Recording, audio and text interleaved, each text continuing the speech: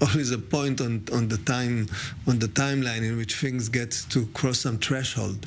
This is a threshold. This is not an attack of some installation in Saudi Arabia. This is really to prevent the commercial traffic going through the Suez Canal or reaching Israel, reaching Europe. This is unacceptable. This is a geopolitical issue. We see even the Indian Navy participating in the Indian Ocean. This is really key to the understanding of the whole commercial landscape of the world, and we cannot, the coalition, the Western coalition, cannot accept it. And it does connect to the Biden initiative that had to do with Saudi Arabia in the center and the Indian Ocean, India, the whole thing going to Europe. So we have a big story here.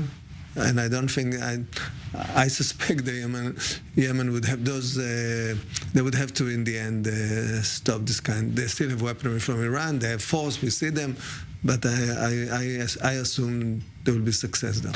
At the same time, as much as we can discuss the U.S. and other global interests in de-escalation and prevention of a massive regional war, the threat of Iran is still here. They're still arming their proxy groups in the region. At some point, does the West not have to say Iran needs to be dealt with? And what is that point if this isn't it? We have to understand the logic. In the U.S. have in the back of their mind the memories from Iraq, so they are not rushing into a regime change kind of campaign against Iran. This is dramatic. Iran, this is sort of an empire, and this empire is really connected to China and Russia. We just heard lately that they were doing a maneuvering at sea, the three navies of China, Iran, and Russia. So this is really, when we talked about regional conflict, going this stage to Iran or attacking in Iran, this is already a global conflict. So we are still working out the regional conflict, trying to prevent a global conflict. This way we don't hit in Iran, the US doesn't hit in Iran,